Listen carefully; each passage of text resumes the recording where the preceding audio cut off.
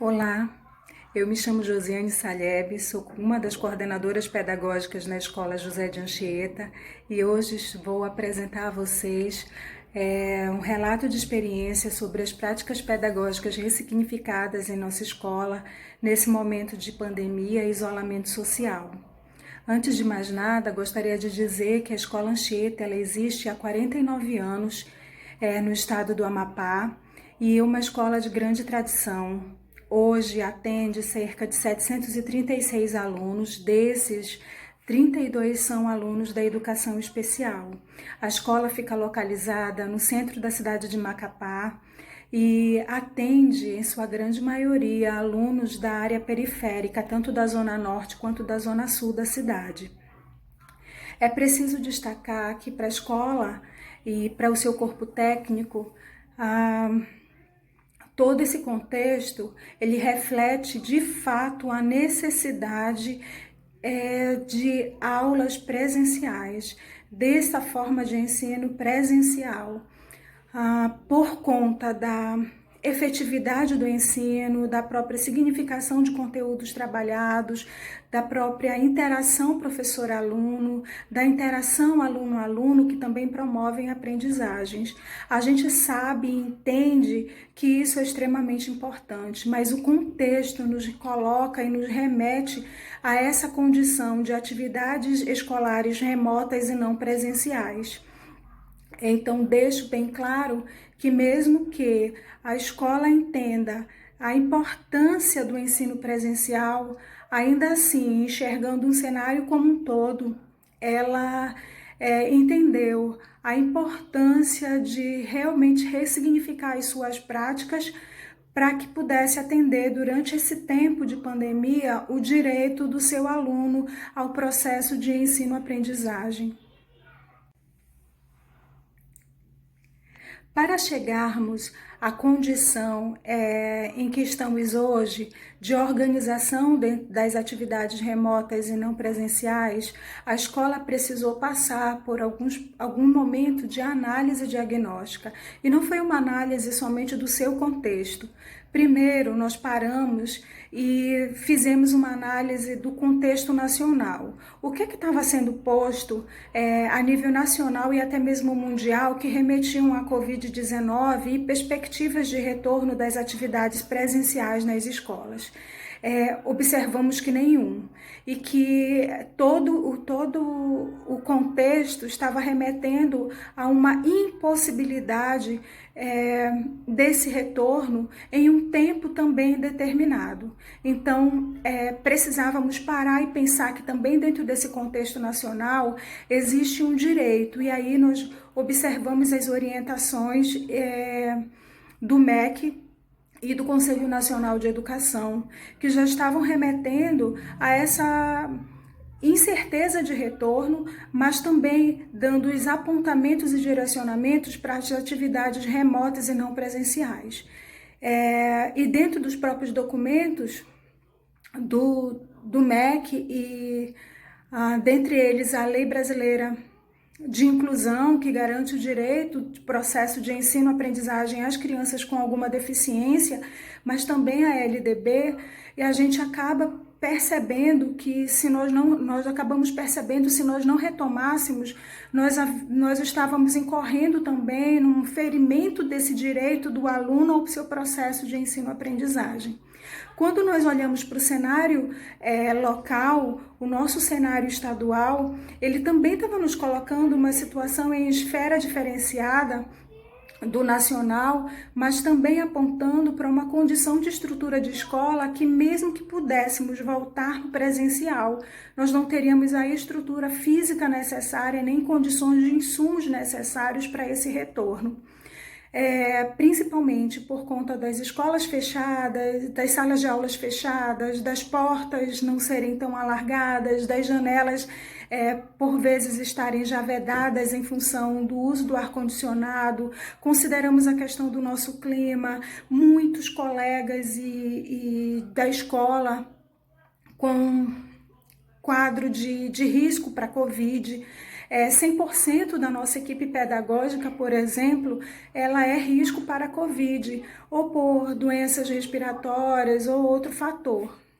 Quando nós fechamos esse cenário, nós enxergamos também que a gente precisava olhar o que é que nós tínhamos de estrutura dentro da escola que pudesse proporcionar, de repente, essa possibilidade de retomada de atividades remotas e não presenciais.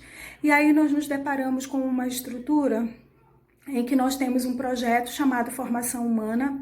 Dentro desse projeto existe um subprojeto que são os professores conselheiros, que nada mais é de que uma estrutura de organização já nas mídias sociais, via WhatsApp, em que o professor tinha contato com a sua turma, na turma que ele era conselheiro, para fomentar as discussões relacionadas à formação humana, os temas que seriam trabalhados ao longo do ano.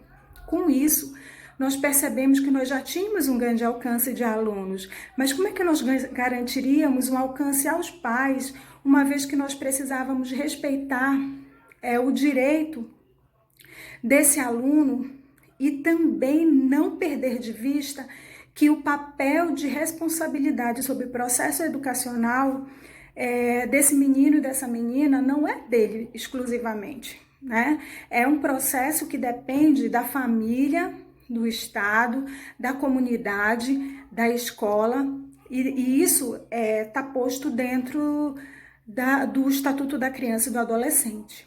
Então, encontramos aí um contexto em que nós precisávamos operacionalizar isso, e aí, a partir desse momento que a escola conseguiu entender que teríamos ganhos se nós iniciássemos logo, não só por conta da garantia de direitos, mas também porque a longo prazo as aulas não retornariam, nós ganharíamos no sentido de aprimorar aquilo que nós estávamos fazendo para garantir esse direito e também não colocarmos em prejuízo o contexto geral, porque nós acabamos entendendo que a ocupação nesse momento de isolamento seria um fator importante para as famílias, para os alunos e para os próprios profissionais da escola, para não pirarem diante do cenário que estava sendo posto, né? Que para muitos foi muito difícil esse momento de isolamento, principalmente os 3 primeiros meses,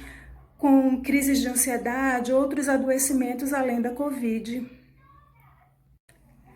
Com tudo isso, nós, escola, percebemos que nós precisávamos criar uma estrutura de um aparato que fosse de tecnológico, de mídias sociais e de organização que nos permitisse operacionalizar com efetividade essas atividades remotas e não presenciais.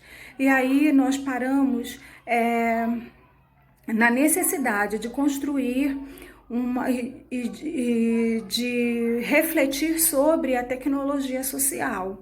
Bom, o que é a tecnologia social? Tecnologia social é um conjunto de recursos, de metodologias, de mídias, enfim, daquilo que se possa construir para tornar resolutivo um problema social. E neste caso, a tecnologia social, na dimensão da educação, requeria de nós algumas perspectivas de organização.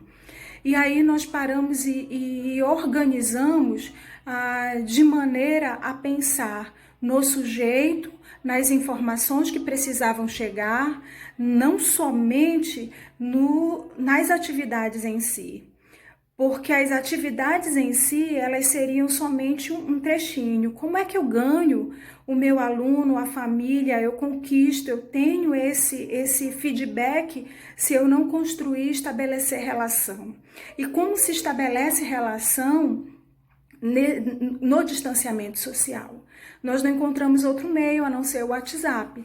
Então, nós criamos grupos de WhatsApp, grupos de todas as turmas, um grupo específico de professores para esse contexto. E essa organização nos permitiu tratar organizadamente as informações e orientações para os pais, para os professores. e para os alunos. Os grupos de WhatsApp, justamente pelo contexto do que traz o ECA, pelo aspecto legal do que traz o ECA, de que a família que é responsável legal pelo processo educacional do aluno, então os grupos eles foram compostos inicialmente somente por pais, para essa garantia legal. E também ele foi uma decisão coletiva de que ele precisava ser mediado pela equipe pedagógica da escola. Neste caso, por mim e pela psicóloga Thalita. Foi um grande desafio nesse momento, porque nós precisávamos estabelecer o que informações iriam, regras do grupo, criação desse grupo, organização desse grupo e como esses contatos eles seriam organizados para que nós pudéssemos ter em no máximo 3 dias, que esse era o nosso grande momento, né, e de desafio, de tempo, para deixar esses grupos ativos.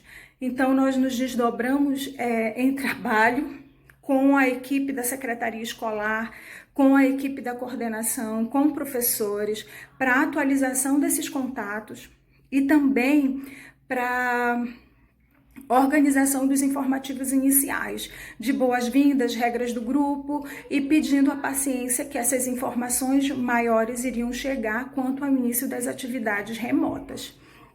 Esse foi uma das coisas definidas. A outra coisa que também foi definida era que nós iríamos utilizar ainda os livros didáticos que iriam com links dentro dos cadernos digitais em PDF, que foi algo que nós utilizamos também via WhatsApp, mas que também foram disponibilizados inicialmente via Cigeduc, que foi a plataforma inicial utilizada. Por que inicial?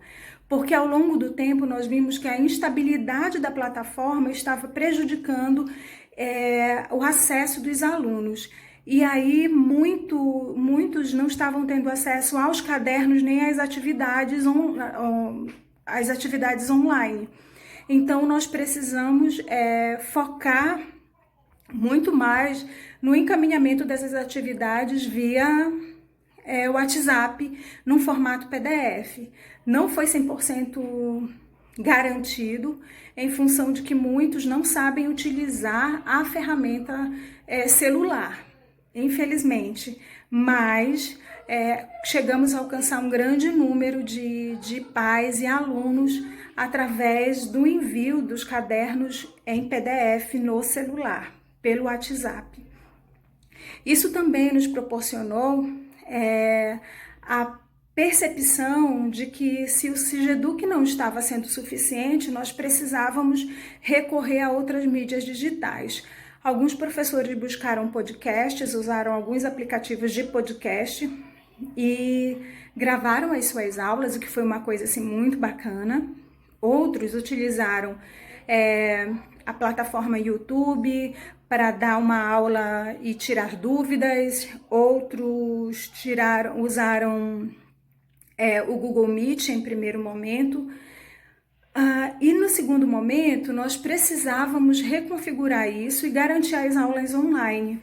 E essas aulas online, elas são exclusivamente via Google Meet, mas também estamos utilizando a plataforma do Google Forms ou Google Formulários para garantir que as atividades avaliativas cheguem no processo mais rápido e mais seguro para todos, porque agora nós temos a tarefa de recolher as atividades do primeiro semestre com o risco de virem contaminadas, enfim. Então, para isso, estamos criando toda uma estrutura de colegas, né, de trabalho com um cronograma para recebimento e seleção do material por ano e por disciplina para entregar para cada docente fazer a correção, tá?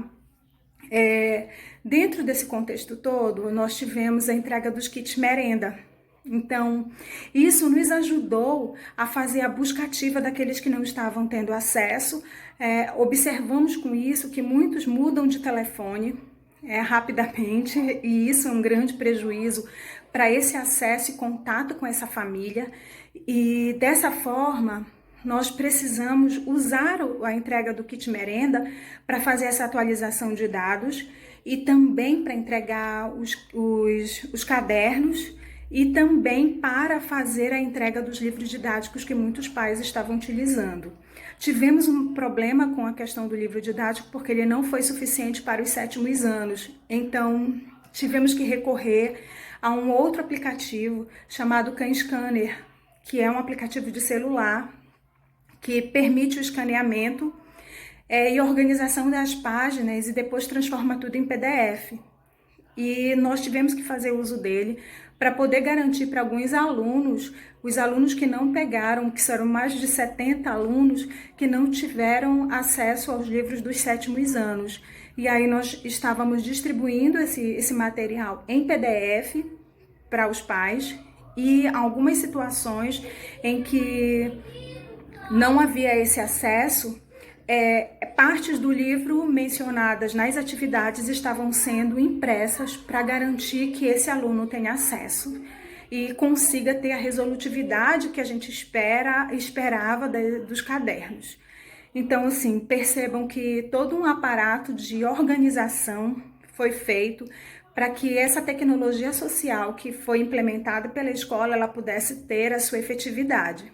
Mas essa efetividade só foi possível porque, enquanto fator metodológico, nós usamos o plano de ação. Então, mesmo com toda essa tecnologia elencada, essa tecnologia social, todas essas metodologias e recursos, nós precisávamos organizar isso de maneira a ter essa operacionalidade no tempo que nós precisávamos. Então, muitas dessas ações que eu mencionei para vocês, elas estavam acontecendo ao mesmo tempo e algumas elas continuam acontecendo, como a busca ativa dos alunos, porque vez por outra algum some do grupo e o pai manda um recado ou vai na escola e diz que mudou de contato. Então, a busca ativa ela é constante. E a reorganização também dos instrumentos de planejamento, ela foi fundamental, porque o planejamento educacional, mesmo com aquele modelo de plano de aula, hoje ele não atenderia, porque nós precisávamos incluir a questão do recurso tecnológico. Então, nós fizemos adaptações em todos os instrumentos, inclusive nos instrumentos utilizados pelos professores do AEE. Essas adequações elas foram necessárias.